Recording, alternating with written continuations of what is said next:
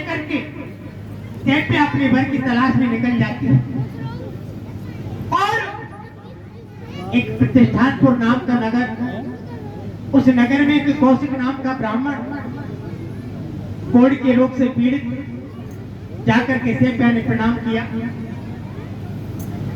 ब्राह्मण ने आने का कारण पूछा तो सैप्य बोली, महाराज मैं आपके साथ में शादी करना चाहता हूं।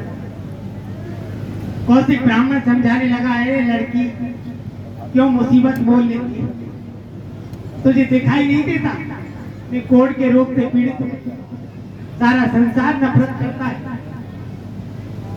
सैप्य बोली, महाराज इसकी आप चिंता मत करिए, मैं शादी करने जा रही हूं। जब सैप्य हट पड़ी तो ब्राह्मण शादी के लिए तैयार हो जाता है। दोनों की सगाई हुई, शादी हुई, सैप्य दुल्हन बन करके ससुराल में आ जाती है। दोनों गृहस्थ के भोग भोगने लगे, लंबा जीवन बीता। एक दिन कौशिक ने अपनी पत्नी सैप्य को बुलाया और कहने लगा, हे प्राण प्रिय, मेरे दिल में एक तमन्ना है, क्या आप पूरी करोगे? पतिव्रता स्त्री थी, हाथ जोड़कर कहने लगी, प्राणनाथ आप आदेश करिए, क्या तमन्ना है आप? कौशिक बोला, मेरे दिल में इच्छा ऐसी है कि आप मुझे तीर्थ कराएं।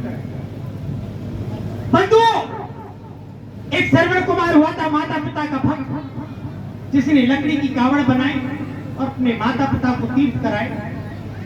इधर एक पतिव्रता स्त्री जिसने अपने पति को कंधे पर बिठा लिया और निकल जाती है तीर्थों के लिए। सारे तीर्थों को कराया, उज्जैन नगर की तरफ चली। घोर अंधेरा, रात्रि का समय था।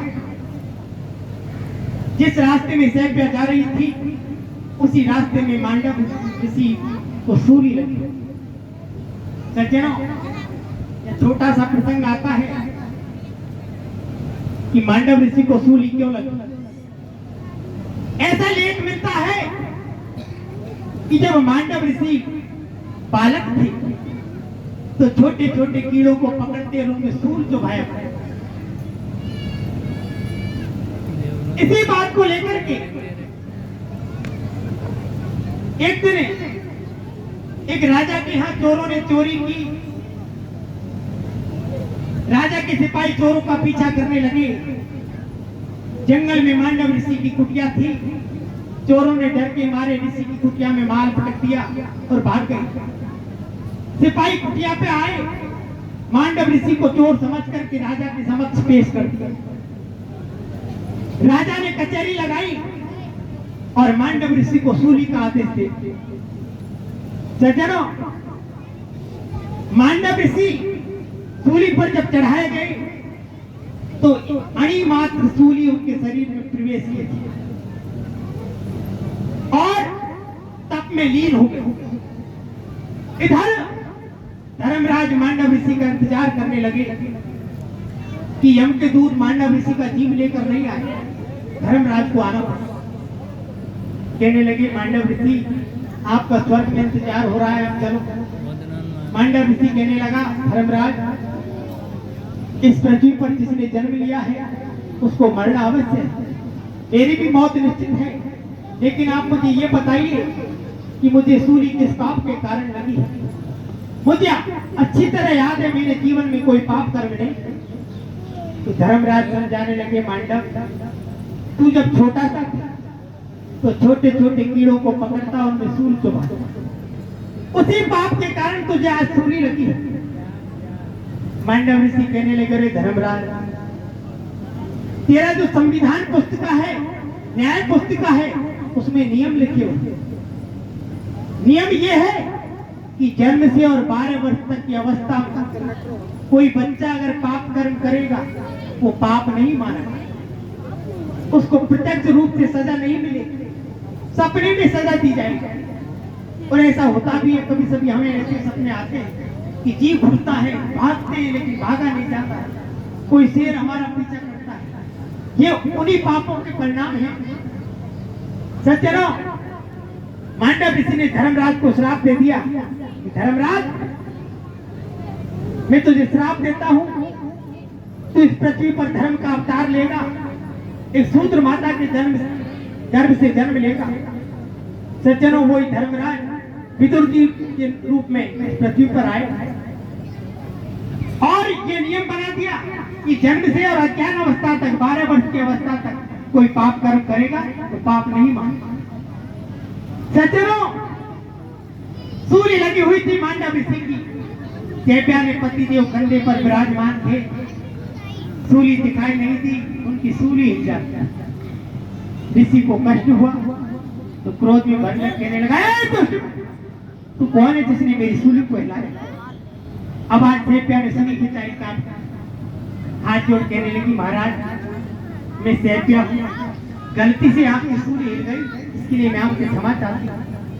लेकिन बंधुओं, मांडव ऋषि पर कोई प्रभाव नहीं हुआ और इस पतिव्रता स्त्री को श्राप दे दिया, ये दुष्ट नारी, ये कल का सूर्य जैसे उगेगा वैसे तेरे पति की प्राण निकलेगी।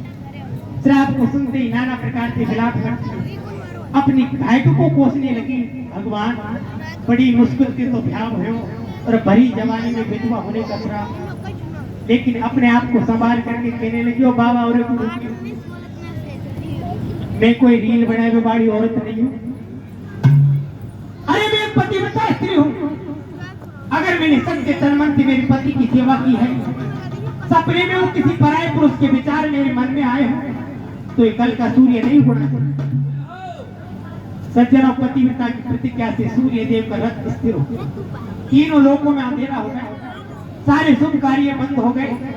देवता इकट्ठे होकर के सूर्य देव के पास पहुंच जाते, महाराज सृष्टि का संचालन बंद हो गया, आप आगे चलिए। सूर्य देव कहने लगा, या मृत्यु लोक में पतिव्रता वाय बना लो, वाई नान लगा रखिए। तो देखिए किस प्रकार से पतिव्रता के पास आते हैं और देवताओं के सामने समस्या क्या है। एक तरफ पतिव्रता की प्रतिज्ञा है, एक तरफ ऋषि का श्राप, दोनों की पूर्ति किस प्रकार होती है और दोनों पति पत्नियों को नव रूप प्रदान होता है, नव यौवन प्रदान होता है। आगे कीर्तन के बाद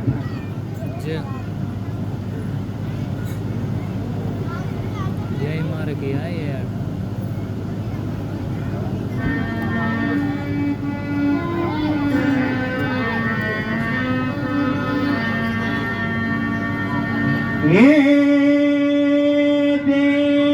करी ध्यान सड़ो सभी ज्ञानी,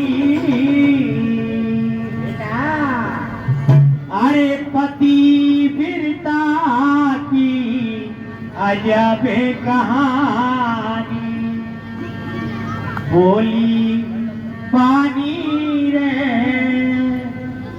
हो मेरे दिया पति पूत्रा मुनि वर ज्ञानी,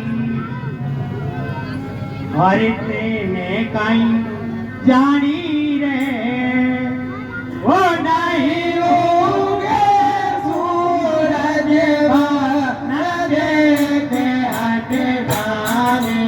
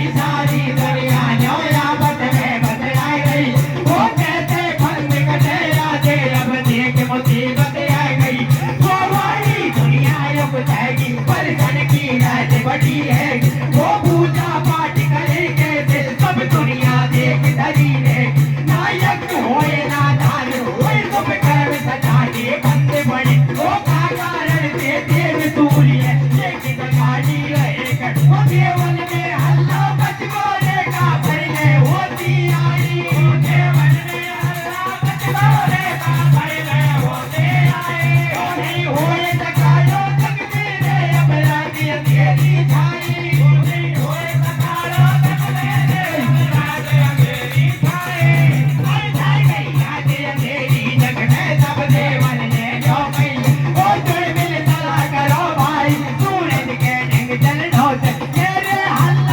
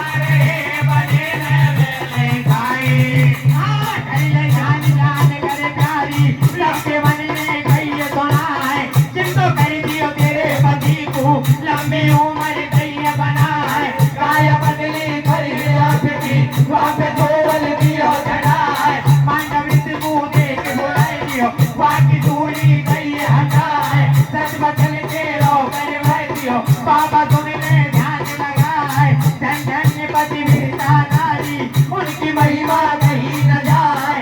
अनसुईया ने दीन देवता वे बला में लिए झुलाए। सावित्री ने यमराजा से अपने प्रतिकूलियों छुड़ाए।